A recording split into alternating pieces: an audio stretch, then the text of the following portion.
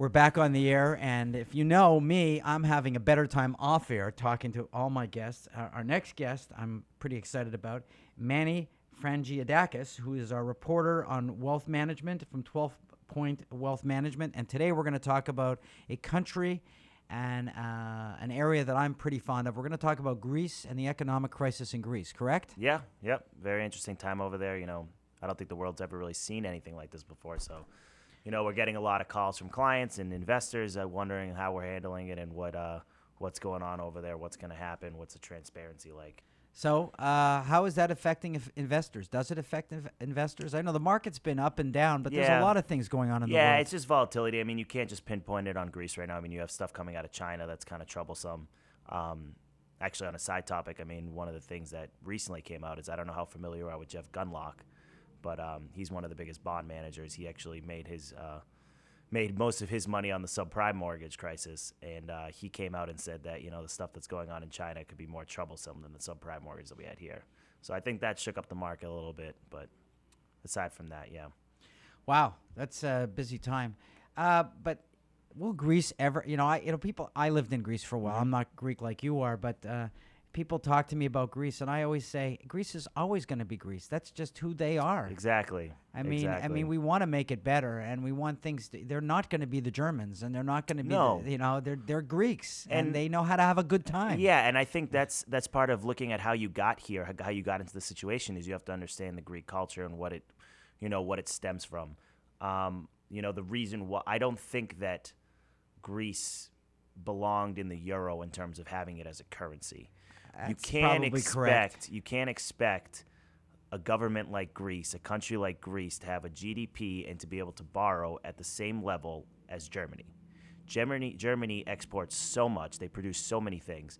Greece doesn't really export it's an anything. Engineering, efficiency, white-collar country. Yeah, their number one, source of their economy is tourism. It's not a physical good.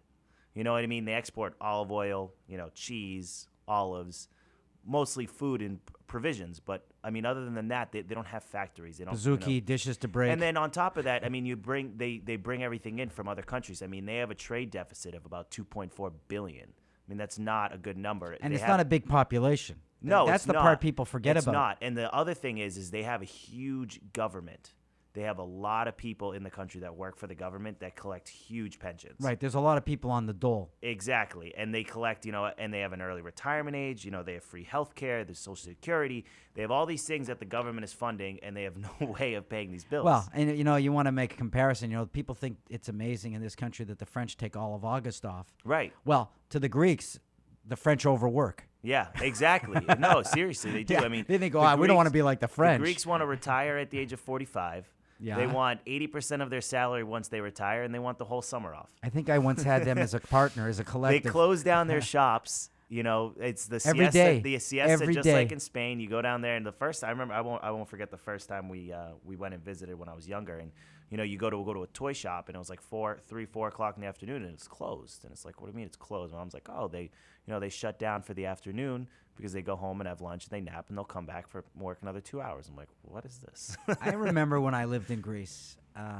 When I first got there, I was miserable because I just couldn't adapt to being there and the way life was. And finally, they say, when in Rome, do as the Romans. I got into the Greek lifestyle, and I started to live like a Greek. I'd get up late. I'd take naps in the afternoon, and I'd go out late, and I realized that there is just a way that they live life, and what's sad about it is they may be smarter than we are in some ways. Life is not always about productivity or increased productivity. Well, that's why they have some of the longest living people in the world. Right. I mean, they have studies on some of the islands on how they eat and whatever their culture is because they live longer. But American Greeks, it's like other countries. Complete opposite. They're not like that. They work very hard. Right. Most of they work very hard and they work their whole lives and, they produce for their families and their children. I mean, it's different here than it is there. Manny, great having you on. I look forward to talking about Europe, America, investments, economic trends as the year goes on. If someone wants to contact you with 12 Point Wealth Management, how would Absolutely. they do that? They can look us up on our website, which is 12pointswealth.com. they can find me on LinkedIn, which is Manny Frangiadakis, right there on LinkedIn. They can reach me on my cell phone, 617-212-8343. You can reach out to the office, 978-318-9500, and just ask for me personally, and I'd be more than happy to talk with anybody.